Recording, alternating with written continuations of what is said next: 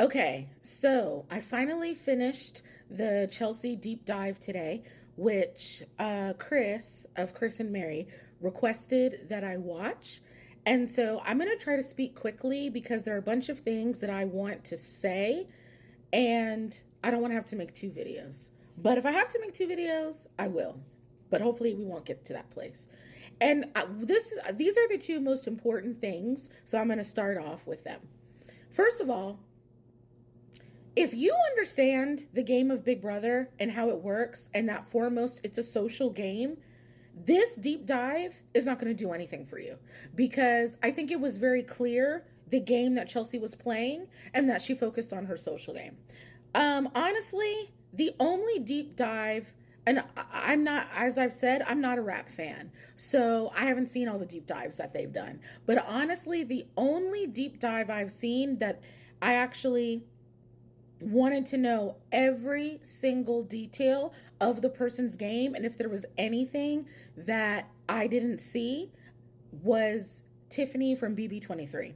That deep dive is really good. So if you haven't seen that one, watch that one. Otherwise, they don't, even Taylor's, it didn't do anything for me because, as I said, Taylor's in her deep dive talking about colorism and misogynoir, and she's talking to a white man about that, who literally has to sit there on mute because he doesn't know anything about either of those things. So yeah, none of them have done anything for me except for Tiffany's. So and then number two, what has been mentioned at the end of this deep dive is they talk about, oh, we've got to look at winner rankings now. We got to look at winner rankings now. I didn't see Dan play the first time. I've started season 10, but I haven't finished it. I started watching Big Brother season 12. But I did watch Dan play the second time, and I watched Derek play. From what I've seen of Dan's game so far, I saw Derek's game, and watching Dan play again, I think Chelsea's game is just as good as both of theirs. So if either one of those is your top Big Brother winner, Chelsie has to be equal. She has to be tied for first. Specifically Derek, because Derek won Big Brother because he had control and was easily able to manipulate the comp beast of the season. And then that comp beast took him to final two. That's exactly the same thing that happened to Chelsie. She was easily able to manipulate the comp beast of the season, and that comp beast took her to final two. Because if Mackenzie was trying to win Big Brother, she would have cut Chelsie. But she didn't. So if Derek is your number one Big Brother player, you have to say that Chelsie is just as good and they're tied for first, because otherwise you're just either a misogynist or a racist, likely both, because there is no difference. Especially given the fact that Chelsie started the game with no vote and could not play in the HOH competition. That didn't happen to Derek.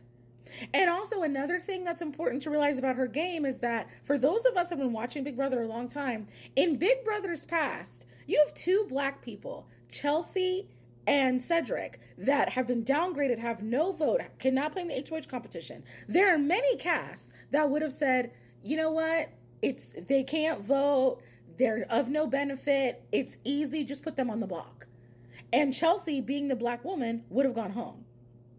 And then also, I think you have to give Chelsea's game a boost because this is the first season where you had to nominate three people, put three people on the block for half the season. And there's a chance that if one of those people wins the veto and you have to replace that nominee, there is a chance that you will put three people on the block and three people will stay in the house. Nobody else has had to deal with that. So I think that boosts her game as well. And all this talk of, oh, well, she was playing with people who didn't know what they were doing or who aren't intelligent and all this. We watched Paul manipulate an entire house twice. Nobody said that then. Derek basically manipulated an entire house. Nobody said that then. But all of a sudden, when you want to discredit a black woman, all of a sudden it's, oh, it was easy for her to win because these people don't know anything. The average person is not in Mensa. Like, if you're making a reality show full of 16 people that you're choosing from all across America, most of those people are not going to be the most intelligent people in the world. But now all of a sudden, it's that Chelsie one, it's an issue and it's something to discuss. Sure, I see right through it. Okay, so I've already talked for almost 6 minutes, but I'm going to try to rush through the rest of this. Okay, so one other thing I want to make sure that I say is I understand that they need to have some time to adjust to real life before they do these long ass deep dives. And one thing that Chelsie did say is apparently she said to Taryn she wanted to keep it around 2.5 hours, and that's why hers is shorter than Quinn's. So that's not on Taryn, that I will say. And she still went almost 4 hours. So, but also, I think that them being able to see fan reactions to things they've done in the house changes the way that they answer certain questions, and they're not as truthful. I called out a bunch of things that Quinn said that I don't think he was being honest about, but what I do not think that Chelsie was being honest about is she was saying that she was getting so upset with Cam about Leah because it's like, this house has proven they don't like showmances. You're being linked to Leah, and Brooklyn is gone. Cedric is gone. You're all I have, and my game is at risk if you're being linked to this woman. And that's what she was getting so frustrated about, and that her frustration was not about her having feelings for him, even though she did at one time.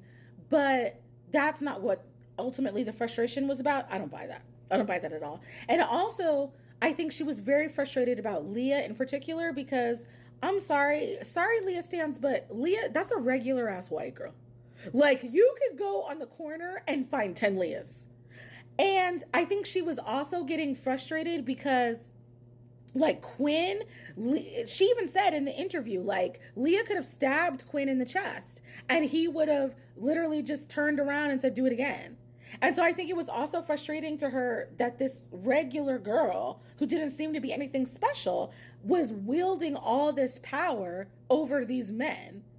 And it didn't make sense to her. So I also think that was very frustrating to her because, let me tell you, Chelsie, didn't make sense to me either. The other thing I want to push back on that she said is that so Janky Week, she said that she backed off of keeping T-Core because her and T-Core were already being linked as a final two by Angela. And I think she also said Tucker. And so when Mackenzie and Cam came to her and were like, we want to get out T-Core, she just went with it because she felt like if she pushed too hard, they would get suspicious. And she basically is making it seem like there's nothing she could have done to keep T-Core. That's not true, because we saw when Cam wanted to keep Chemo, she pushed back against that. And Chemo ended up going home. So if she had wanted to keep Chemo, we saw the conversation that Chelsie had with Cam outside where they were debating what they were going to do. She could have very easily said in that conversation that she wanted to keep T-Core. Obviously, Chemo was going to vote to keep T-Core. Cam and Chelsie could have voted to keep T-Core, and T-Core would have stayed. So I'm not going to buy that, Chelsie. And I'm already at 9 minutes and 17 seconds. I cannot believe that. So I think I am going to have to make part 2 because I've barely scratched the surface of what I want to say.